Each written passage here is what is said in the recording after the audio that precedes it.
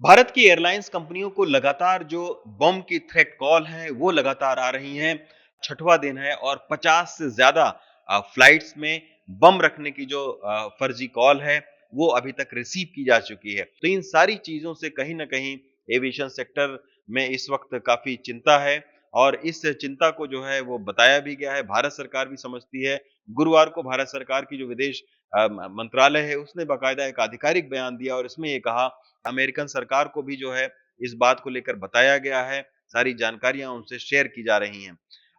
जहाँ तक बात रही सुरक्षा एजेंसियों की तो लगातार जो है वो बैठक करके इसका पैटर्न देखा जा रहा है कि आखिर ये कहाँ से आ रही हैं, किस तरीके की जो कॉल है वो दी जा रही है और सब सवाल ये भी उठता है कि आखिर ये कॉल कैसे दी जाती हैं। दरअसल इस थ्रेट कॉल को देने के 2 तरीके हैं। एक तो सोशल मीडिया पर फेक अकाउंट बनाकर और फिर सोशल मीडिया के ज़रिए ये फर्जी तौर पर ये लिखा जाता है कि इस फ्लाइट में बम रखा हुआ है। दूसरा जो तरीका है वो पर्टिकुलर एयरलाइन्स को बाकायदा ईमेल के ज़रिए जो है वो असामाजिक तत्व बताते हैं कि यहाँ पर इस तरीके का बम है। तो ये सारा एक एसओपी बनी हुई है, जैसे ये थ्रेट कॉल आती है, उसके बाद में जो अलर्ट है, वो नज़दीकी एयरलाइन्स को पायलट देता है और फिर नज़दीकी एयरलाइन्स पूरा उस विमान को सुरक्षित उतारने और सिक्योरिटी के पुख्ता इंतज़ाम करती हैं।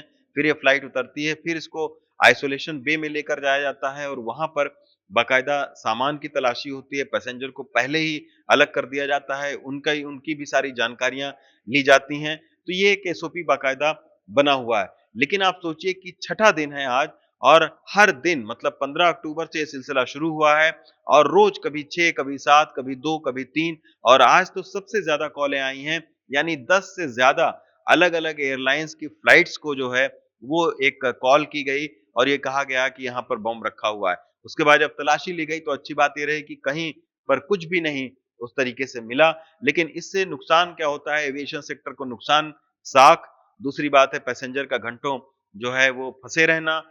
तीसरी चीज़ है तो होती है कि कई बार फ्लाइट को डाइवर्ट करने में काफ़ी जो है वो फ्लाइट खर्चीला हो जाता है।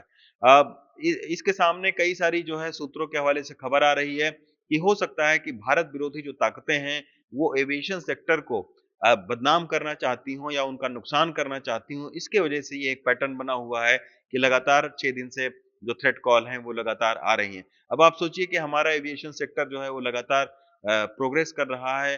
तकरीबन 4 लाख से ज़्यादा जो पैसेंजर हैं वो हर रोज़ अलग-अलग एयरलाइन्स कंपनियों के ज़रिए वो उड़ान भरते हैं, एक जगह से दूसरी जगह जाते हैं।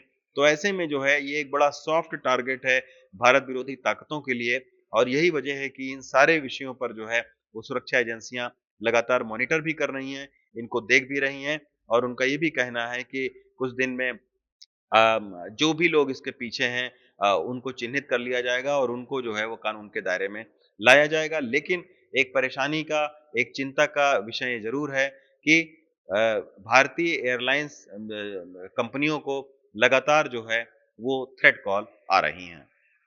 दिल्ली से रवीश रंजन शुक्ला, एनडीटीवी इंडिया।